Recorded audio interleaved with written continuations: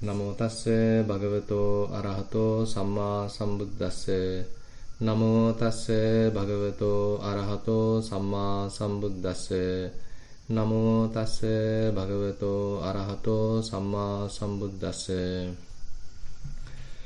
For the Sutta teaching session, we were discussing Dvayatanupassana Sutta, contemplation of dyads. So basically, here Buddha himself is taking the title, taking the theme to discuss with the monks. Basically, he was dwelling at Nissarana.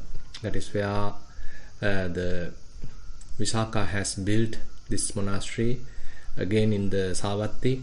And during that time, Buddha was dwelling there with the monks. And on that particular day, it's a full moon Poya day, and all were living outside. And during the during this moon time, night time, actually Buddha has noticed that the monks are quite quiet and silent, and basically on their proper practice, and so that is a kind of an encouragement for the Buddha. So now he is delivering a very interesting and deep Dhamma. So that is highlighted in this Dvayatanupassana Sutta. So this is available in the Sutta Nipata Mahavagga. And basically the idea here is Buddha is asking from monks, in case if some other ascetics are asking, now you are following the path, you are following the Dhamma, you are learning the Dhamma, and what is your aim? So then Buddha say, now you can answer in many different ways. So here in this sutta there are 16 ways it is summarized. And so Buddha say, so there are these dualities, these dyads. To understand these two contemplations, actually we are following the Dhamma. We are learning the teaching and we are continuing our practice, so that we can learn these two things, two contemplations. So that is the thorough contemplation. And basically we can see that these two sides are very much aligned with the mundane and the supramundane side. Mundane is where you are currently maybe experiencing certain amount of suffering. On the other hand, if you are able to overcome that in a proper manner, and then it may lead you to a supramundane, or at least closer to the supramundane side. So the first dyad is based on the Four Noble Truths, and the first two truths, that is the truth of suffering and the cause of suffering, comes under the mundane side, and then the Nirodha Satya, that is the cessation of suffering, and the path leading to the cessation of suffering comes under the supramundane side. So that is two contemplations that Buddha first mentioned. So this is the aim. So this is the kind of understanding that we need to have, and that is the aim of the practice. So basically to understand Four Noble Truths, and two truths are in the mundane side and the other two truths are in the supramundane side. So that is one answer.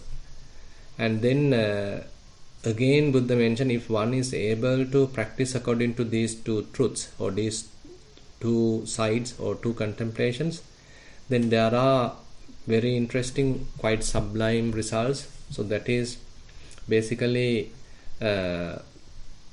one can become a non-returner, or one can even become an arahant. So very much like the results are quite prominent. And here for Four Noble Truths, so therefore Buddha summarized, if one is practicing like that, either final knowledge in this very life, or if there is a residue remaining, the state of non-returning. And similar pattern is actually repeated for other answers as well. Now Buddha repeats. Now if someone is asking, is there any other goal, or is there any other objective, another aim of this practice? Buddha says, yes, there's another aim. So that is two sides are mentioned as, whatever suffering originates is all conditioned by acquisitions, basically the upadis. So upadis are the cause of suffering. And then if one is able to abandon acquisitions, abandon the upadis, so that is where you are now prone towards the, or lying towards the supramundane side, the Nibbana, and that is the second side. So that is the second contemplation. And similar pattern here also mentioned, if one is able to follow these two sides, two contemplations, the results are very similar. One could attain the non-returning stage, or one can even become an arahant. Then the third answer. So if someone is asking, is there any other benefit, any other goal, any other aim of this practice? Buddha says, yes, you can answer like this. So that is with respect to the ignorance. Yankinja dukkhang sambhoti sabbang avijjapacchaya. So everything, all the suffering is based on the ignorance. And then avijjayatveva asesa viraga nirodha natti dukkhassa sambhavo. So if we are able to abandon, overcome ignorance totally, then there won't be any suffering. Simple as that. So this is the two contemplations. One is where you are in the mundane side. So if you are able to practice accordingly, then you can reflect the second side, the supramundane side, the supramundane type of contemplation. And there you are leading towards the supramundane achievement, non-returner or completely liberated arahant. Then today we can discuss the next answer given by the Buddha. Now again, if someone is asking, is there any other benefit or any other aim apart from what we have mentioned? Then again Buddha says, yes, you can answer like this also. Now there are many different answers here or aims Buddha has highlighted. There's a significant amount of overlap here anyway, but many different ways of looking at things. Now, yankincha dukkhang sambhoti sabbang sankhara paccaya. So sankharas, the point is with respect to the sankharas now. So whatever suffering arises, that is because of the sankharas, mental formations. Any different kind of formations. And on the other hand, the other side, sankharanang tveva asesa viraga nirodha natti dukkhassa sambhavo. So if you are able to overcome all kinds of formations, then there is no any kind of suffering. So this is the second contemplation. So here also we can see two contemplations are there. One side is the suffering side, the mundane side. So if you are able to properly practice while being in the mundane side, you ultimately end up in the supramundane side. You may getting closer to Nibbana. You may getting quite satisfied or contented while you are being in the supramundane side. So what is this teaching here mentioned is quite interesting because it's completely relevant to the practice. Now sankharas. Now what is sankharas? So we will go through some other sources in order to understand the sankharas. So there's an interesting discussion, a dialogue between Venerable Dhammadinna, the Arahant Bhikkhuni Dhammadinna, and the Upasaka, lay Upasaka, what's his name, Visakha. So you probably know this story where Visakha was a devoted person to the Buddha, and he often go to the temple, to the monastery and listen to Dhamma, and ultimately he became a non-returner, anagami.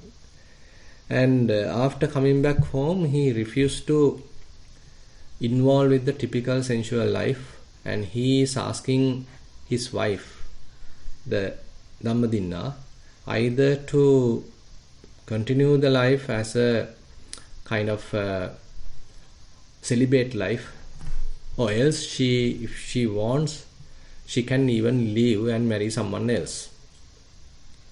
And then she was wondering why this kind of a change has happened in him. And then she also was interested in following the Dhamma, and she immediately interested directly becoming a nun. So she is asking to take her to the nunnery, and by that time the Bhikkhuni Sasana was available, and so she was given the ordination, and then she left a little far place and practiced there. and without longer she returned to the same area. Now Visakha was doubtful why this has happened. Either one option is she has fully accomplished, all the goals were achieved, as a result of that she has now returned. The other thing is, even though she was quite eagerly went forth, ultimately she found this is not going to work, so she was disappointed, and as a result of that, without being able to bear the situation, so she has quickly returned. So these are the two options possible. One is a success, the other one is a failure. So now Visakha was doubtful about the situation. Now he wants to check, he wants to verify. Now how he is verifying the attainment of Dhammadinna is through some very interesting and deep questions. Now here I have taken one question asked by Visakha from Venerable Dhammadinna. Kati Panadure Sankharati. So what is the noble lady? This Sankharas. Now Venerable Dhammadinna is answering this question.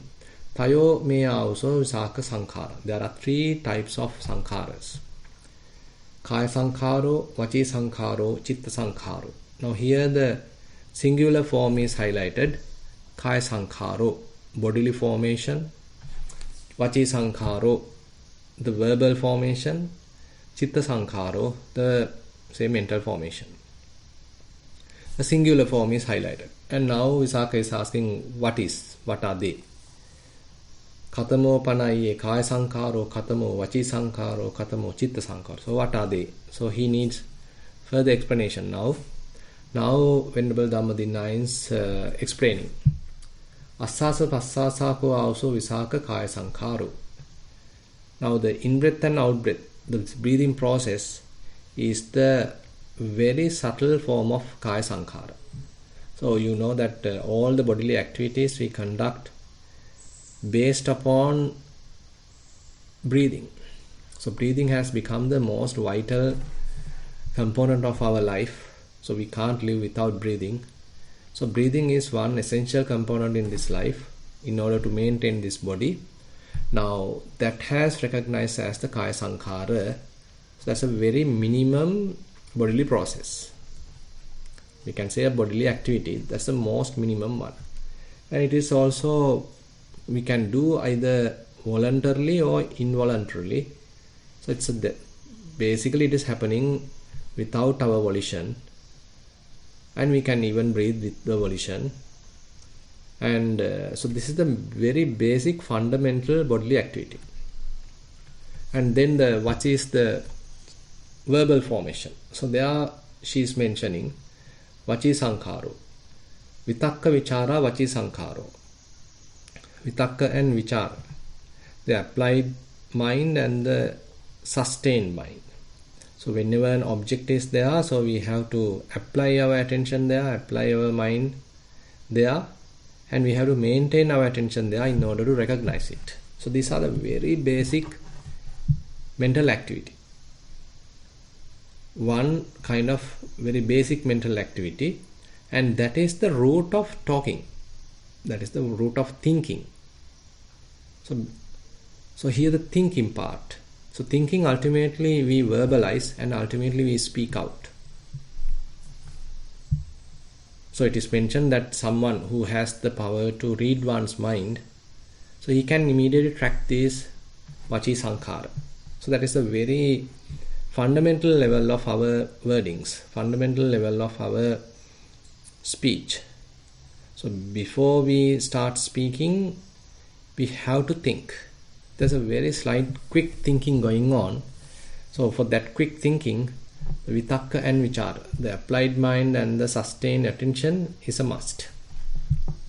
So therefore, when we consider the speech, so this is the very fundamental part, component. So therefore, Venerable Dhammadinna mentioned Vitakka and Vichara are the Vachi Sankharo.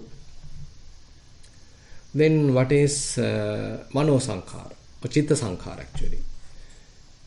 Sanyacha Vedanacha Chitta Sankharo. Sanya and Vedana.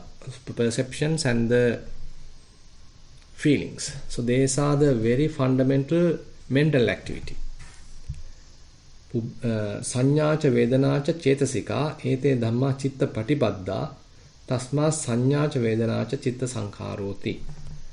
So whenever we need to even think, we have to have certain amount of perception, certain amount of feeling.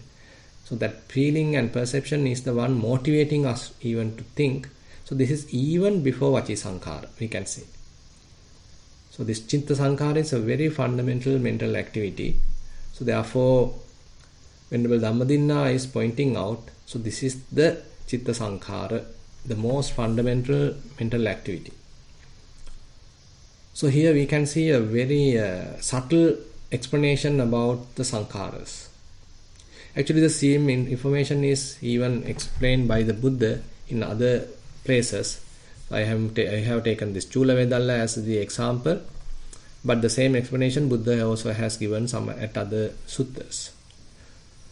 And now we can say, even though we are talking here very fundamental, very basic formations, based upon them we do various other activities. There are various bodily activities. Say you are running, you are eating, you are driving. Many bodily activities are there. So all that becomes the Kaya Sankhara, various bodily activities.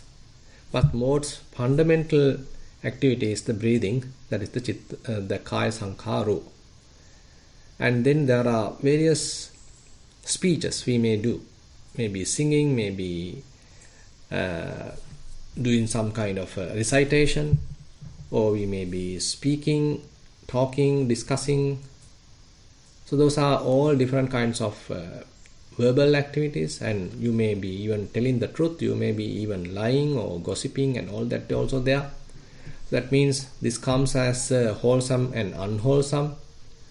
Wholesome and unwholesome bodily activities. Now here we can talk about wholesome and unwholesome verbal activities. So that is also Vachi Sankhara. That actually Vachi Sankhara, that is the plural form. And the most fundamental one is the Vitakka Vichara, that is the very root of our speech. Then when we consider the thinking part, so we can think many different ways. Either lustful thinking, or maybe renunciative thinking, maybe hateful thinking, or maybe loving thoughts, ill will, or maybe compassionate thoughts.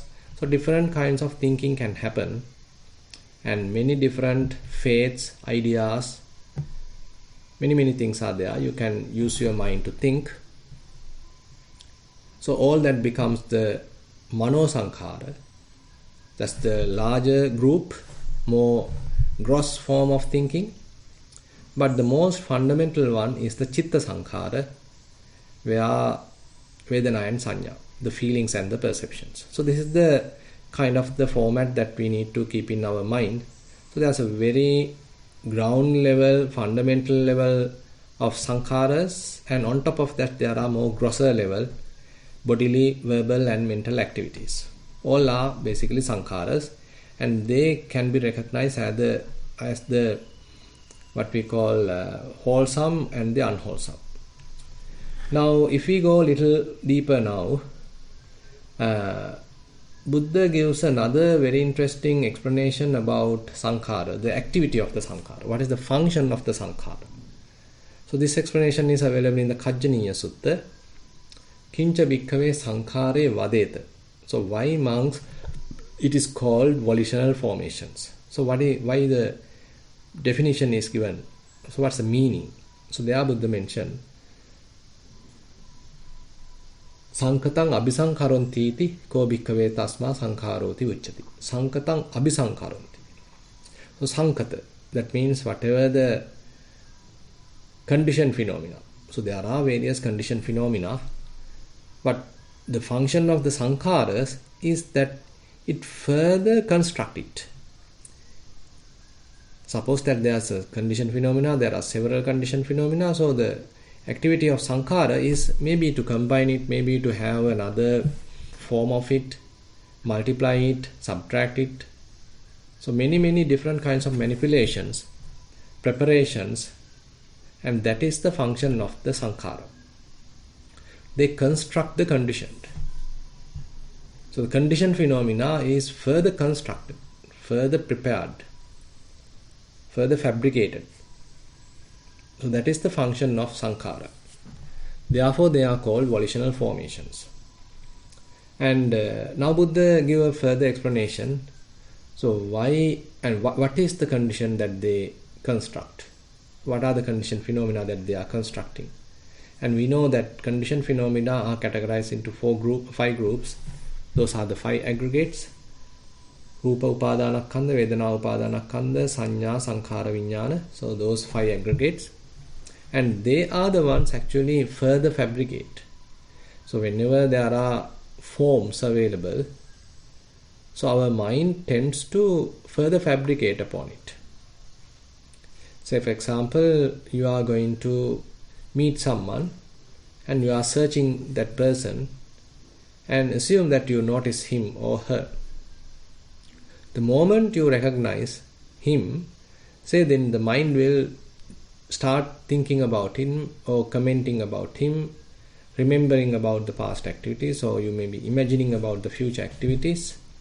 So likewise, so after we see, after we hear, after we smell, after we taste, so whatever the bodily sense that we take, once we recognize, so we can't simply keep it as it is. So we do the fabrications, we do additions, we do multiplications, so we do the formations.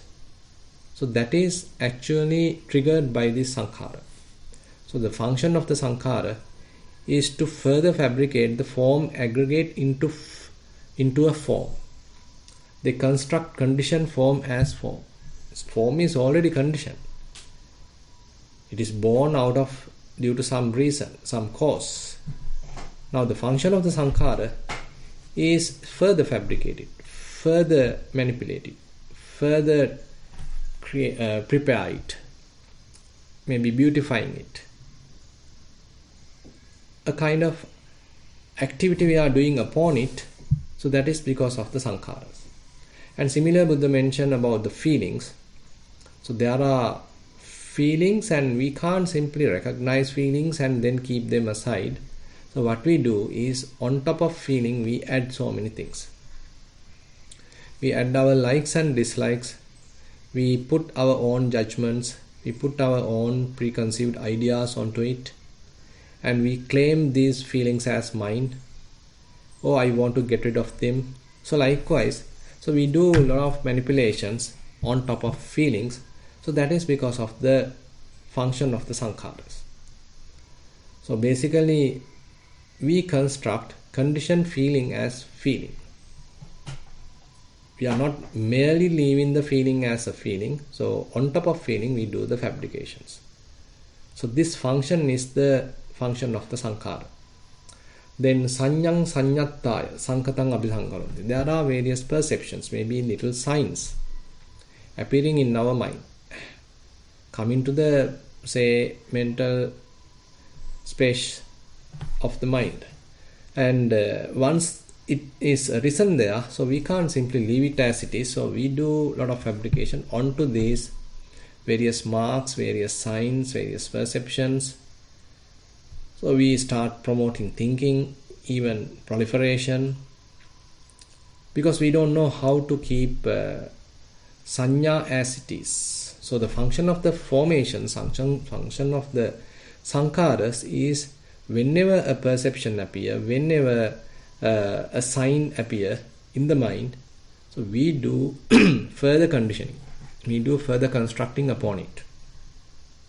So that is because of the sankhara. Say for example, you remember a kind of an event which has happened several years ago. It's a little memory now appearing in your mind.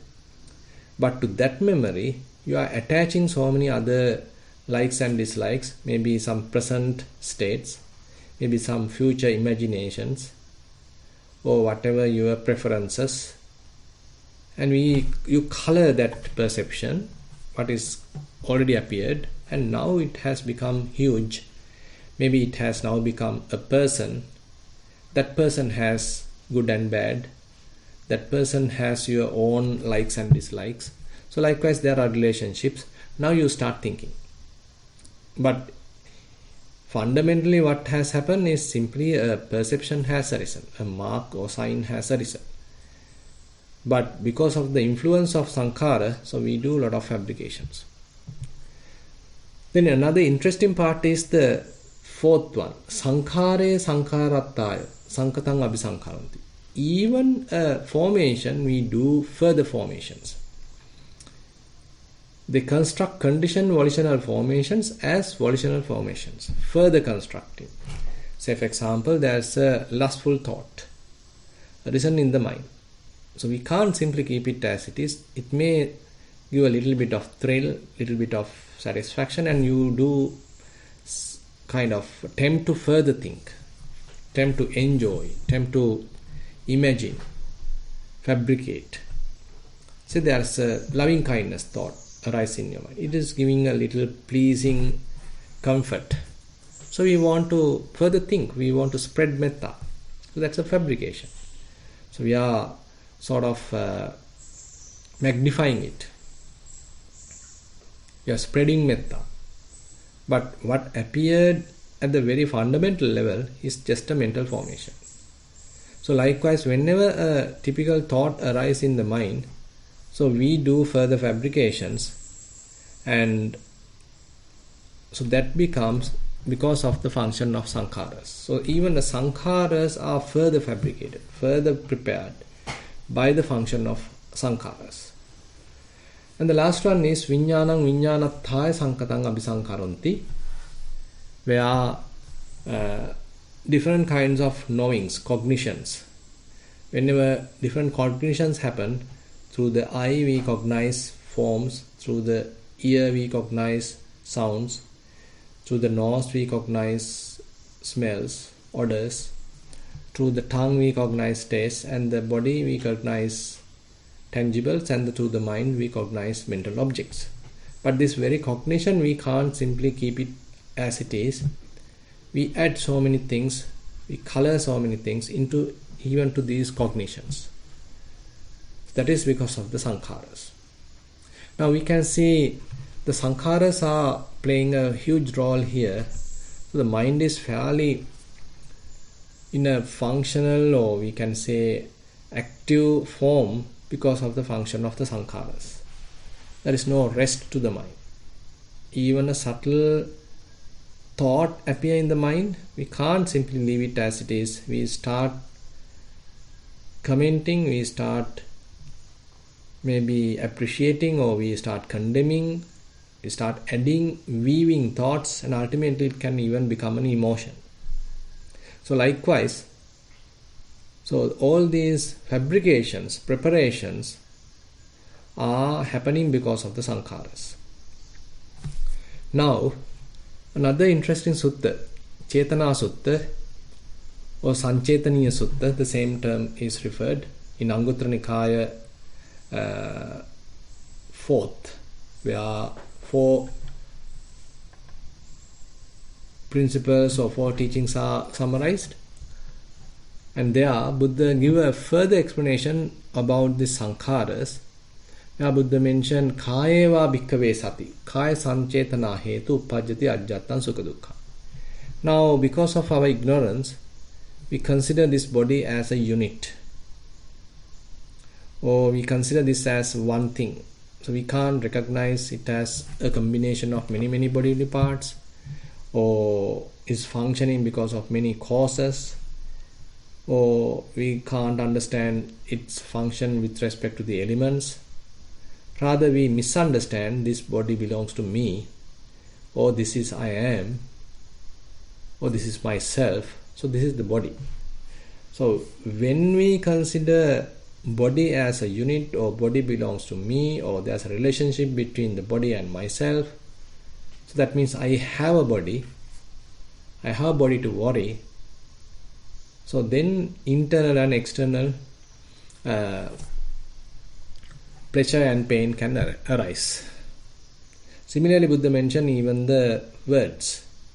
We are talking, we are speaking, we are discussing, and maybe we are singing, or we are lying or gossiping, and all that we do. And we consider, so all that is mentioned by me. That is my speech. So that is my song. That is my recitation. That is my sermon. So whatever the way, so we start sort of having a relationship between what we said and what we are saying right now and what we are going to say in the future. So there's a kind of possessive attitude towards the speech. So that means we consider the speech as myself, or as a kind of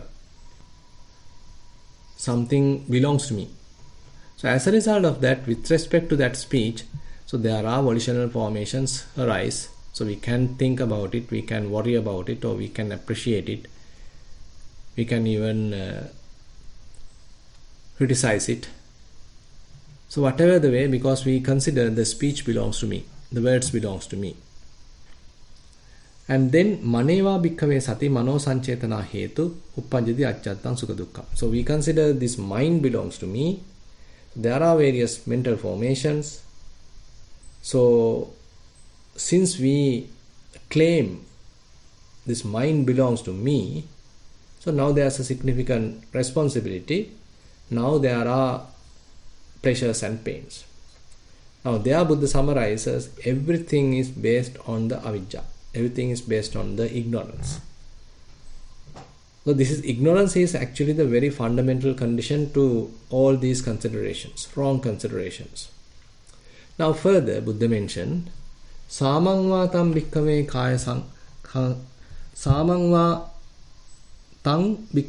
sankharang abhisankharanti yam paccayasta tang uppajjati ajjattang sukha dukkha. So you can prepare all that by yourself because of your own initiative, because of our own initiative.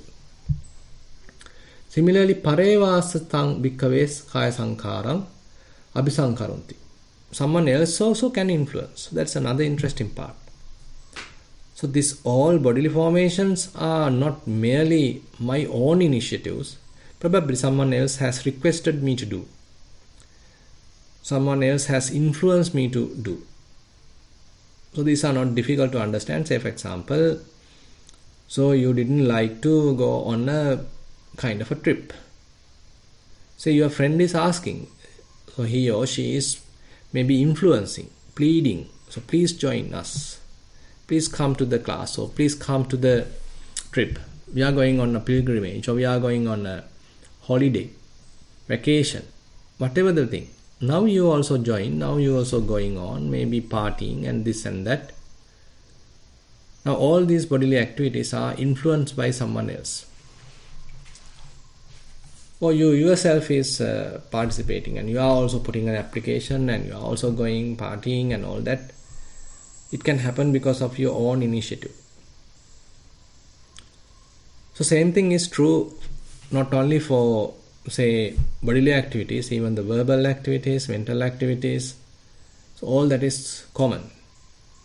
That means our bodily activities can happen because of someone's influence. Our speech can happen because of someone else's influence. We may start thinking because of someone else's influence. Say there's a trouble and someone is suggesting you, okay, why don't you think according to this information? So he is guiding, maybe giving a hint. So now I am thinking according to that hint. So my thinking is fairly conditioned or directed by someone else's opinion, his influence. So even the mental activity, mental formations can happen because of someone else's influence. So therefore Buddha summarizes, so all these formations can happen because of one's initiative, one's volitional activity, or because of someone else's influence. Then another point Buddha highlight, sampajano vatang bhikkave saya sankarang abhisankaronti yam paccayasa tang uppajjati ajjattang sukha dukkha. So when we are conducting these bodily activities, when we are conducting these verbal activities, when we are conducting these mental activities, probably we may know about it. We may be aware of it. Consciously we are doing it. But the interesting thing is there are unconscious bodily activities, verbal activities and mental activities, where there is no intention involved and they are kind of involuntary activities. Asampajano vatam bhikkave kaya sankarang abhisankaranti.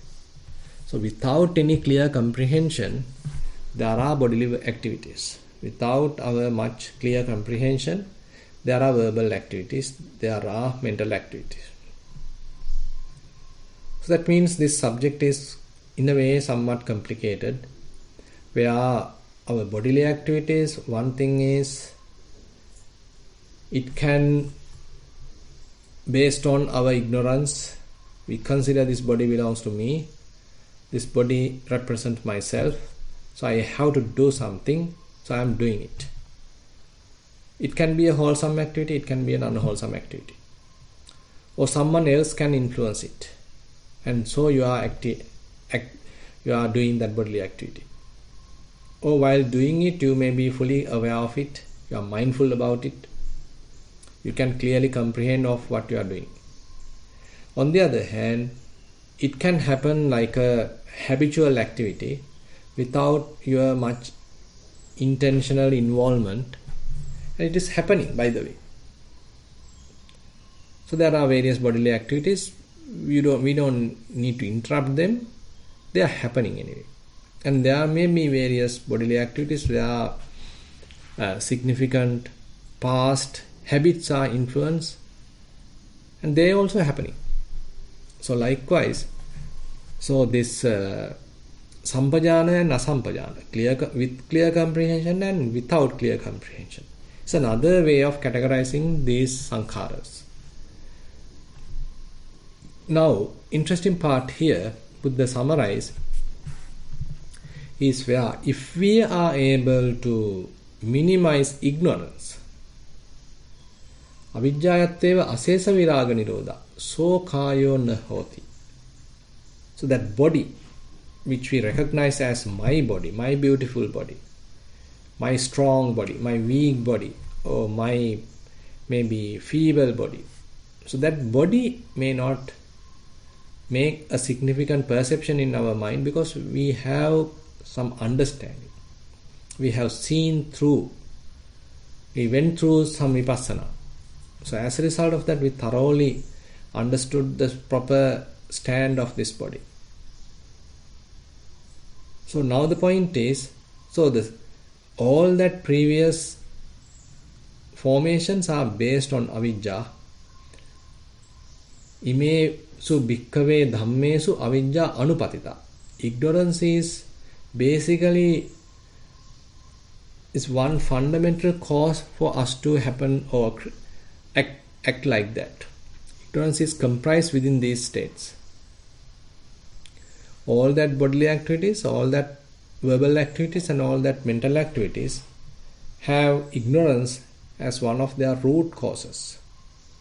But if we are able to minimize it, that means we are developing certain amount of wisdom, insights. So that means that bodily activities have to be maybe filtered out. So now we are not doing wrong bodily activities. As much as possible, we are trying to restrain ourselves. Now we are trying to do only the wholesome bodily activities. Maybe we are trying only to do a selected amount of wholesome activities. There are many wholesome activities, and there also we are recognizing what are the most suitable, most appropriate bodily activity. So likewise, now you are very much like scrutinizing what are the bodily activities you are going to do.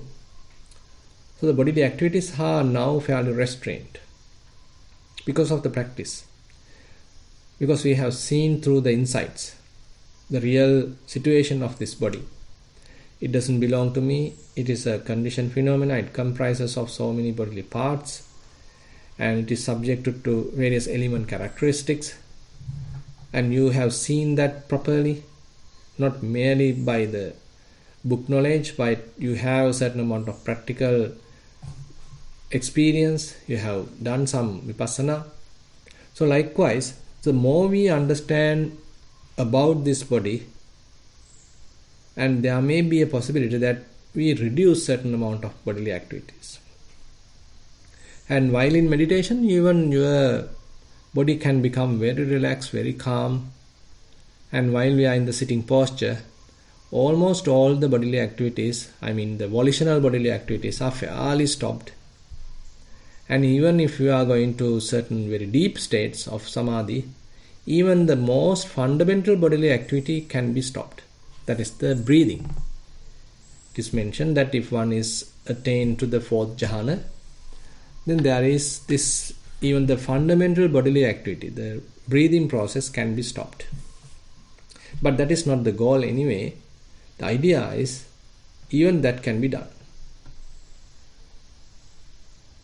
And how about the verbal activities? Now, while we are speaking, so we are now developing mindfulness. We are responsible of what we are talking.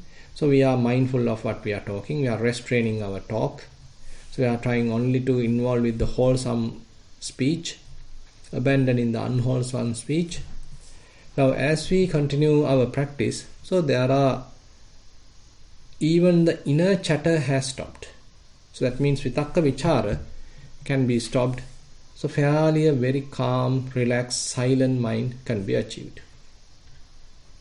That means one can minimize sankharas, even the verbal sankharas, verbal formations. So you can keep the mind very quiet without thinking. So thinking is what ultimately come out as words. Now there are no words, you are maybe very silent. Even the mind is silent. No comments, inner comments. So likewise the practice leads to even restrain our speech, even very fundamental level, very basic primary level. Now mental activities, we were continuously thinking. Now a significant amount of restraint about our thinking. We are trying not to promote unwholesome thoughts.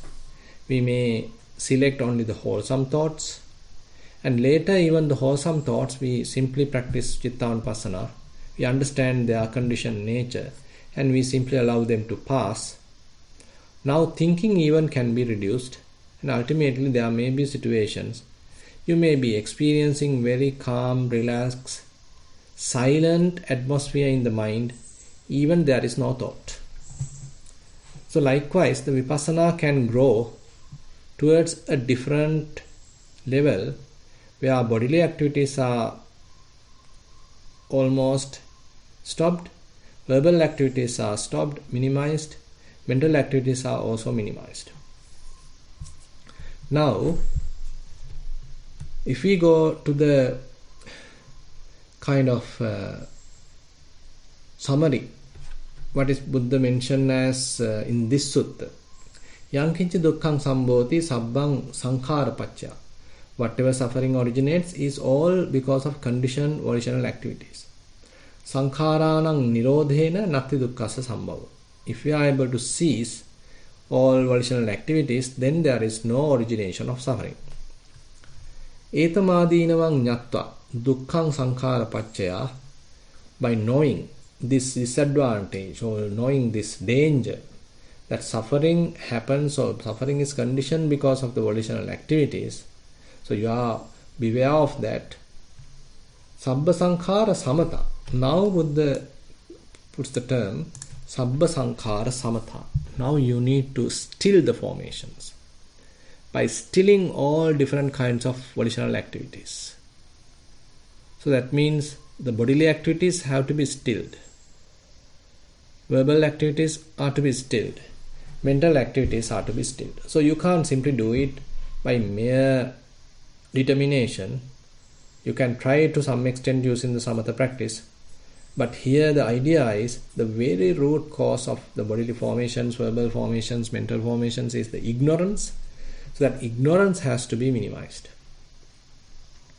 Ignorance has to be abandoned. The more wisdom one has, so he has the capacity to still all formations. So stilling of all formations is a synonym for Nibbana.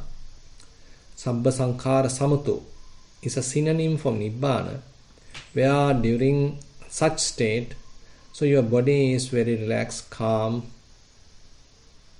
no bodily activities, and words are stopped, so no inner chatter, you are in complete silence, and even very subtle level of mental activities are not functioning, but you are fully aware. So that's another interesting part. It doesn't mean that you are dead. It doesn't mean that you are not functioning. It doesn't mean that you are sleeping or you are unconscious. One is fully conscious, but the wisdom takes care of minimizing the formations. Maybe a sound happen, but you are not fabricating it. You simply allow it to go. Maybe a form happen, or you see a form, a sight, but the mind remains calm without getting tangled. Maybe a smell happen, but you don't want to comment. Smell has now disappeared.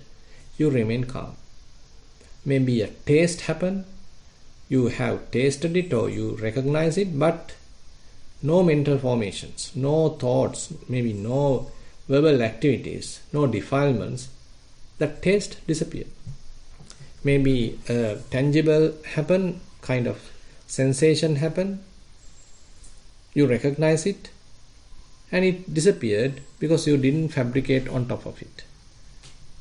And maybe a thought happened, but even that thought simply disappeared because you didn't add to it. So likewise, now that function of the sankharas. So the function of the sankharas, we learned that the Buddha mentioned in the Kajjaniya Sutta, where sankatang abhisankharonti. Sankatang abhisankharonti.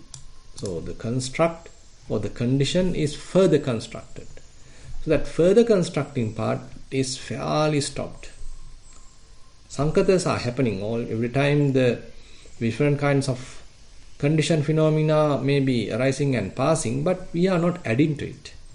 We are not participating into that picture. We are not trying to manipulate it. We are not trying to adding to it. So likewise, we simply keep ourselves back. We take the back seat and simply allow things to happen. Let it go. So therefore, Buddha highlights Sabba Sankhara Samata Sannyanam Uparodhana. And in order to implement this, you need to minimize the perceptions as well. You need to abandon the perceptions as well. So that means that your mind has to be kept fairly clean without corrupting it, without too much spoiling it. The perceptions are fairly trying to condition the mind or to occupy the mind, but rather you like to keep the mind more spacious, more open, without being constricted. Evaṁ dukkhakkhayo hoti etaṁ ñatva yatha tatham. So as a result of that, Buddha say, okay, now the suffering is minimizing. So the mind may experience peace, calmness, kind of relaxation, because mental activities are minimized. So you are not manipulating things. You are in a cool state. Sammaddasa vedaguno sammadanyaya pandita. So seeing this procedure properly and has this knowledge, so that wise person, abhibhuyya mara sanyoga. So he basically overcome the yoke of Mara. Now the Mara can't deceive him.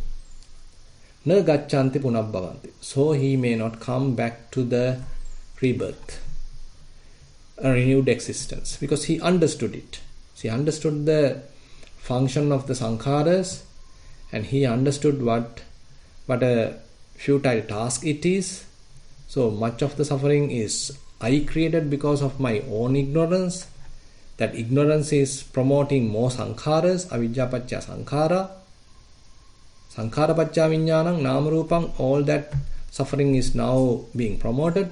How about minimizing the ignorance? So once the ignorance is minimized, so one may experience calmness, one may experience peacefulness, one may experience stillness, because the formations are reduced. Formations are maybe almost ultimately stopped. Sabba sankhara samatu, stilling of all formations. So you are not doing any preparations, you are not doing any fabrications, constructions, but remain fully calm, remain fully aware, not sleeping, not drowsy, fully aware. That's a very, very interesting state that we can even sort of ponder about it. So how a mind can be fully aware without participating into any fabrication. So that basically summarizes this final goal, or the duad that Buddha explained in this Dvayatanupassana Sutta. So if there are any kind of suffering which is available right now, or we experience past, going to experience in the future, that is because of the sankharas, that is because of the fabrications, that is because of the formations. Now, having understood that, so you prepare or you develop wisdom, so that the task of that wisdom is to minimize the sankharas, minimize formations, and ultimately you experience the peacefulness. So that is more into the supramundane side. Sankharanantveva asesa viraga nirodha. So all the sankharas are now fading away. They have almost stilled. Now you are experiencing the supramundane side. So that is the second contemplation. So it basically promotes calming, basically promotes cooling down, reducing wholesome as well as unwholesome bodily activities, wholesome, unwholesome verbal activities, wholesome, unwholesome mental activities. Now the mind remains at a different level. It's a supramundane level, we can say. So because even not only the unwholesome formations, even the wholesome formations are conditioned. So conditioned phenomena can't provide a lasting happiness. So having understood that, one still all formations, minimize all formations, allow formations to fade away, and one remains calm, quiet, still, experiencing the stilling of all formations, where one is getting closer to Nibbana. Ultimately one becomes experiencing Nibbana. So okay, with that I like to conclude today's this Sutta teaching part. And now if you have any question, you can raise your hand.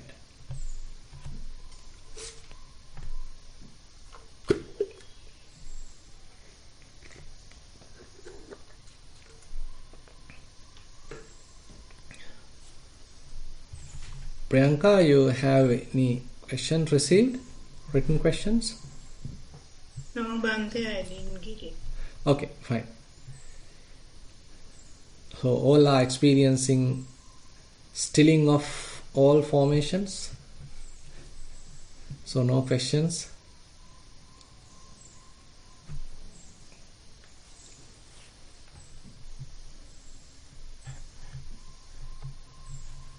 Anyway, if there is no more questions, actually you can little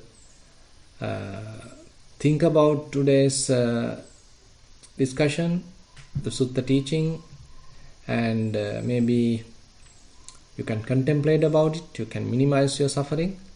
Anyway, someone has raised their hand. Sam, you can ask your question.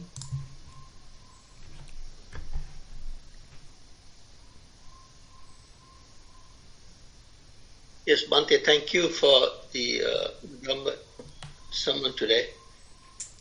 One question I have is, I understand Kaya Sankara, your description, and also Chitta Sankara, but Vachi Sankara is kind of difficult because you describe that as Vitakka and Vichara, which is applied mind and sustained mind. So that is mind related. So why is that categorized under Vachi Sankara? It's mind related, but why is it categorized as Vachi Sankara? Yeah. So this Vachi Sankara at that level, as far as I understand, we can't talk without the involvement of the mind. That's correct, yes. There's a very significant involvement coming from the mind. So that very basic mind's involvement comes to Vitakka and Vichara. So if we want to talk about a particular subject, so we have to put our attention to that, and we have to little think about it. So this happens very quickly. That's why we can't notice it. When we are purposely doing it, we can notice our attention, how we are. Say you want to prepare a speech. Now you are gathering information and you are putting your attention to different sections, different topics, different titles, and now you are maybe summarizing it. Now you prepare your speech, and during your speech, okay, it's a matter of elaborating all that topics, all that subtopics, giving further explanations. So that is how we speak. So basically something like that happens very quickly within our mind. Even when we are, quickly talking, some very fundamental Vitakka and Vichara, applied mind and sustained attention, happens inside the mind. So that is, without it we can't talk. So that may be the reason why when we are talking about the Vachi Sankara, the verbal activities, so Vitakka and Vichara, applied mind and the sustained attention, is recognized as the most fundamental part of it. Fundamental part of Vachi Sankara. Vachi Sankara, yes. So actually now you can see Vachi Sankaras are fairly minimized when we keep our mouth closed, but internal chatter happens now. So that is also a kind of talk. That is also a kind of verbalization. Now if we want to feel complete minimization of Vachi Sankara, even that inner chatter, inner talk has to be stopped. Then only we can say, okay, even the mind is silent. But mind may go through various feelings, mind may go through various perceptions, but we are not talking about it. Now assume that you keep your body still, almost like very no volitional bodily activities, and assume that now you stop talking and further you minimize thinking, you are able to abandon thinking, and even no thoughts are happening. Now almost like no Vachi Sankara, but still mental formations are going on. You may experience certain amount of feelings, maybe little bit of traces of emotions, maybe minor thoughts. They come and go, but you are not thinking about it, you are not going on and on about it. So that means still some mental formations are still functioning. Even that has to be stopped, and it can only happen, say in the Nirodha Samapatti or something like that, it is mentioned. So it's kind of minimization process. So all the mental formations are basically, to some extent, we have to minimize. I can't say that every time we have to attain the Nirodha Samapatti, something like that. But only at that level one would say that one is going to achieve Sanya Vedaita Nirodha. So that means even the perceptions and the feelings are almost ceased. The other situations actually that is available, but you are not fabricating on top of it. Even though feelings are there, you are not fabricating on it. Even though subtle perceptions are there, you are not fabricating on it.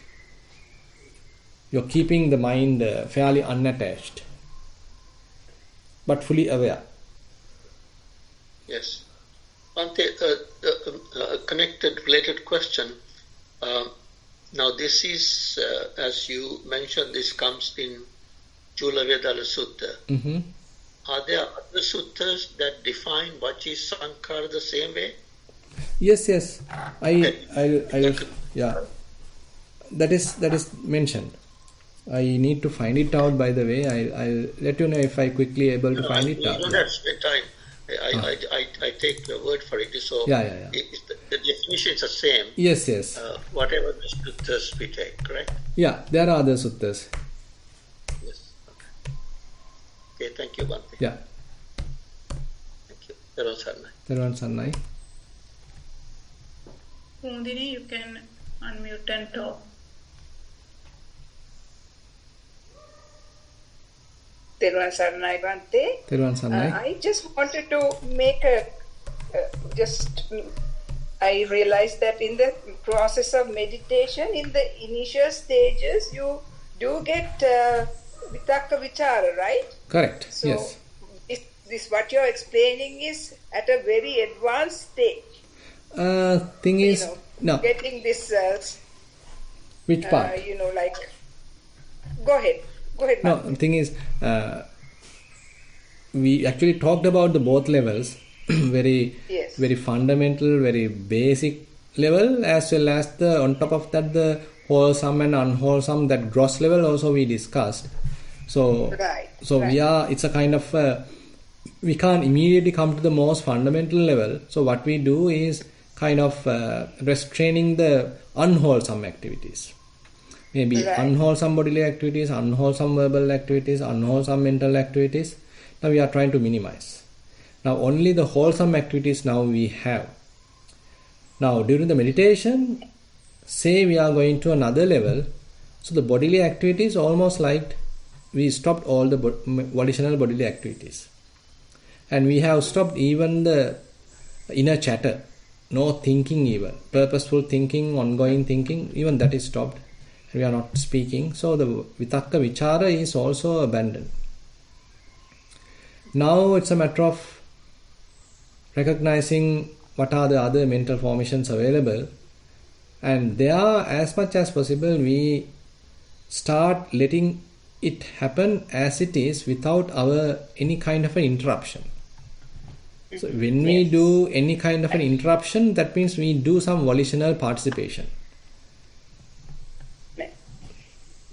Bhante, when you meditate, do you not go through these stages from Vitakka Vichara and then go to the advanced stages every time you sit it, or do you at once go there?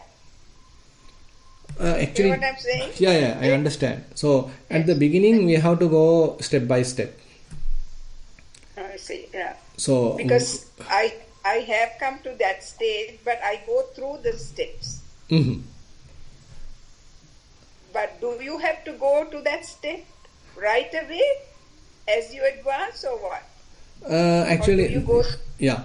Now, say for example, say at the beginning, so when we are practicing Anapanasati, so we may have to go through all the states, like say we are experiencing the gross breath, and later it can become more subtler, it can become more shorter, and it can later we may be even seeing the beginning, middle, end, and ultimately it completely disappear.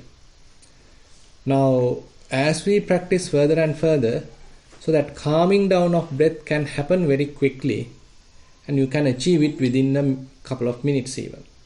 But at the beginning it may not. You may have to go through 1 hour to experience that calming down of the breathing. So likewise, as we continue our practice, so this calming down can happen quickly, and later you can quickly jump to it. Okay, thank you, Bhante. Yeah. Thank you very much. Yeah. Thero Saranai. Saranai. Mahesha, you can ask your question.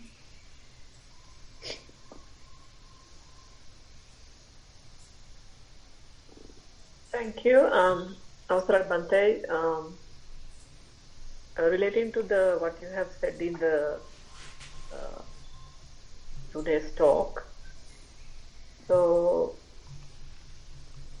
what I understood was during the practice of sitting and walking. So once we keep the practice, and then we come to a stage where the stillness, I call it the stillness that, according to the talk, the sankhara doesn't creating. We would say the mind is not involved in creating sankhara, and it's just stays still. So it's at the stage that we say that, as you said, sankhara samatha. Yes. So actually here, the significant supramundane achievement is highlighted. You know that in this sutta, Buddha talks about the mundane side, where you recognize all the activities, all the preparations, all the fabrications. So that is the mundane world.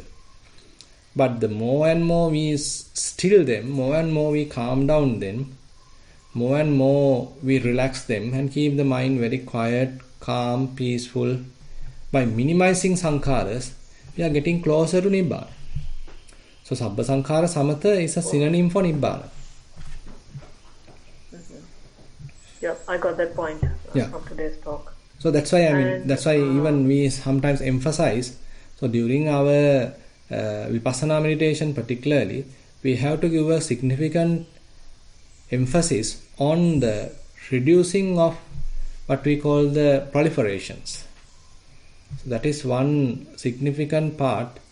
So papancha samanaya, how we can abandon mental proliferations or conceptual proliferations. So more we abandon that conceptual proliferation, one may experience more relaxed mind, quiet mind, peaceful mind, and slowly getting, that even the Nippapancha is a synonym for Nibbana, where no fabrications, no conceptual proliferations, that is also Buddha mentioned, is equal to Nibbana. Very clear to me. Yeah. Now, stepping on from there, now, when we, while we were on practicing the meditation, and when we come to that stillness and we stay there, when we are staying there, we can see sometimes certain, maybe some past, whatever happened, or nothing related, can't visualize or can't relate anything relating to that particular certain, I wouldn't say thoughts, like it's like some appearances comes, like trying to give you like some clues. Okay, what about this, what about that, like from like comes, like if I try to visualize what I see, so stillness is there, and then okay, it's nice, stay there, can't figure out whether it's happy or sad or whatever, it's just nothing, but can see that it's like some pond would say, still water in a pond, not a pond, but it looks like that, and then far away things are like coming to jut out, to be visible to me, which I then my consciousness says, okay, something is going to come, and when I consciously I get to know about it, it's again disappear, and it's like, it's, how can I say, it's like it's not appearing, it's trying to appear, but it's not appearing, Mm-hmm. then I consciously be mindful about it. Mm-hmm. And then again it comes to stillness, so it keeps on like that. So that's in meditation. Mm-hmm. In day-to-day life, when I, as you said, 3 types of sankhara, when it comes, when it's trying to appear, then I consciously I say, that's not, then I'm practicing like sitting or walking. When I do something, we'll say I'm doing some work related to my job, and then a thought comes, and then I say, it's kind of like you're going to now start proliferating on it. You're going to run with that. You're going to run your mind with that. And then it disappears. And then I try to close my eyes or even open my eyes, have a look at, okay, what's happened to my mind, where it is now. And then I feel like I must go to my stillness. So I try to see whether I can still it. Yes, it can get into that stillness, and then I stay there for a couple of minutes, but I can't stay longer. I can't stay longer as the way I do it in the meditation time. I stay still for a while, and one thing that I realize, okay, I'm in the middle of some work, so I need to get on to that. That pressure comes. One thing is that, and also the other thing is my mind is not ready to stay longer in still position. Mm-hmm. That's why we need to... So that's why we need to sort of more and more train the mind how to keep the mind without fabrications. Our mind fond of doing fabrications. Our mind is fond of doing preparations. So that's why it's a training. That's why Buddha's advice to Bahya, ditte dittamattam bhavissati. So when you see, keep it just to mere seeing. Don't fabricate on top of it. Then sutte suttamattam bhavissati. So when you hear something, so don't proliferate on top of it, don't add to it, let it go, don't do any fabrications onto what you have heard. Mute mutamattam bhavissati. That means once you smell something, once you taste something, once you recognize any kind of a tangible, maybe sensation, don't add to it, don't participate into that, simply let it go, restrain yourself. And even when a mental object appear in your mind, viññāte viññātamattam bhavissati, so you recognize it but don't fabricate on it, don't try to mix with it, don't give any importance to it, simply let it go, allow it to naturally cease. So this is a sikkhitabbaṃ. So evaṃ hi vo bāhya sikkhitabbaṃ. Now Buddha mentioned, okay, now you need to train yourself. So you recognize this potential is now available with you, but you need to further it, you need to enhance it, you need to practice on it. Then only we can say, okay, I am able to be there, I am simply able to dwell there. So at the beginning we don't have that capacity, even though time to time, only for a short period we experience that, still we are not perfect in it. So the Buddha's advice to Bahya basically emphasize that we need to enhance it, we need to maximize it, so that we are able to calm down, relax, quiet, cool, and dwelling in that peaceful state. And more we are able to dwell in that peaceful state, we experience happiness. There is no person, there is no individual, there is no any kind of an ego. What we experience is the peacefulness. That's all. No more formations. So that means the peacefulness of the mind is widely available. Then one is able to, maybe in the future, one is able to quickly jump to it or simply plunge the mind onto it, because that state has fairly registered in the mind. Quickly one's mind can be attuned to it. But at the beginning we don't have that, because our mind is too much in a kind of actively participating, actively fabricating, manipulating, thinking, and that kind of a mood, we don't know how to stop fabrications. That sankharas are continuously promoting us to do all the fabrications, all the preparations, all the manipulations. So that's why when Buddha has fully enlightened, he made the exclamation, Visankhara gatang chittang, tanhanang kaya majjaka. So now my mind stopped all that fabrications. No more it is habitually get on to that fabrications. I have completely stopped that. Now the mind has come to a visankhara gatang chittang. It stopped these fabrications. It's a kind of a habit, that a kind of an old habit that the mind has. It can't remain calm. It can't simply keep it quiet. We always want to add our opinion. We always want to highlight ourselves. We always want to put our word. That's a kind of a craziness we have. That's what we need to understand. So why can't I remain calm? Why can't I keep the mind quiet? I don't mean that every time we have to do that. I mean, if there is a real necessity, we should be able to act. So that's why during the 45 years of the Buddha's life, he has done a huge task. So, but it is not a kind of habitual doing mode. It's not kind of a addiction for various works. But when the work or the task is assigned, and you know it is the assigned to me, then you may be doing it. But if not, you remain calm. No need to ask and do something. But if it is not your business, okay, mind your own business. Something like that. Yes, Bhante.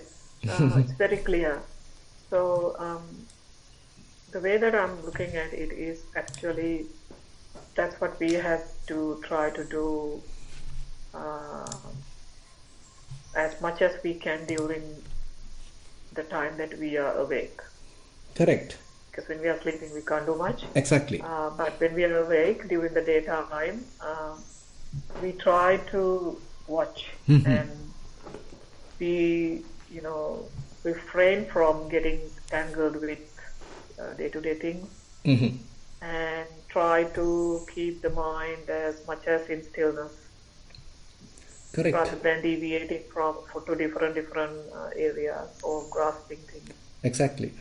It's not easy, as I say. Yeah. But that's what we are practicing. Yeah, not easy. So I feel this is the state where the mind is in the more calmness, more peacefulness, and experiencing this stillness. So ultimately we can understand, okay, I mean, we were in a kind of a mess. Now only I understood, okay, I have a possibility of remaining calm. No need to get burned. At the same time, as I heard from the Dhamma sessions, adjusting a lifestyle actually support a lot for that process. And you can't do it like quickly, but slowly we can incorporate spending more time on trying to be in the stillness, give some more space for that, so then we can adjust little by little the lifestyle, and that actually greatly support for the practice, I guess. So Yes. when we change the lifestyle, that comes as a part, like we have to get away from the stuff that we did kind of traditionally, or because someone told us to do, or because I choose to do it to create my space, or to be known, or to be popular, or whatever. So we actually have to give up them. To keep them and doing this is very contradictory in the long run. So slowly those things are going away, and we don't choose them to do. We don't have a taste to do them. and that's what I realized. I understand, and that supports a lot. Correct. To be in the stillness.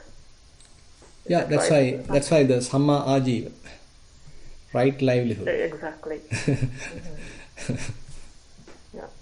Thank you very much, Bante. It's very clear, and thank you so much. Okay, Thero Sannai. And there's a previous person who asked the question about other references. Actually, I found one that's available in the Dutiya Kama Bhu Sutta in the Samyutta Nikaya Salayatana Vagga. So I have put the link to the chat. So if you are interested, you can go through that sutta also, where the same explanation is given. Kaya Sankharo, Vachi Sankharo and Chitta Sankharo in their singular form, and that Vitakka Vichara is the Vachi Sankharo. Okay, I think if there is no more questions, I like to conclude today's sutta teaching session. And all the merits which we have accumulated, we will share with all the celestial beings, we share them with all past relatives, and we share these merits with all the beings who are in need of merits. And we wish these merits help us also to attain path fruition Nibbana. We recite the traditional verses.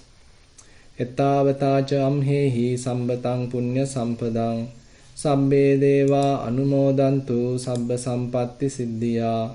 Ettavatacha amhehi sambatang punya sampadang sabbe bhuta anumodantu sabba sampatti siddhiya. Ettavatacha amhehi sambatang punya sampadang sabbe satta anumodantu sabba sampatti siddhiya. Akasattha ca bummatta deva naga mahiddika punyantang anumoditva cirang rakhantu sasanang. Akasattha ca bummatta deva naga mahiddika punyantang anumoditva cirang rakhantu desanang. Akasattha ca bummatta deva naga mahiddika punyantang anumoditva cirang rakhantu mamparang.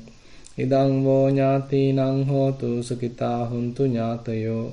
Idang vo ñātīnaṃ hotu sukitā huntu ñātayo. Idang vo ñātīnaṃ hotu sukitā huntu ñātayo. Imina punya kammena māme bāla samāgamo satang samāgamo hotu yāva nibbāna pattiyā. Imina punya kammena māme bāla samāgamo satang samāgamo hotu yāva nibbāna pattiyā.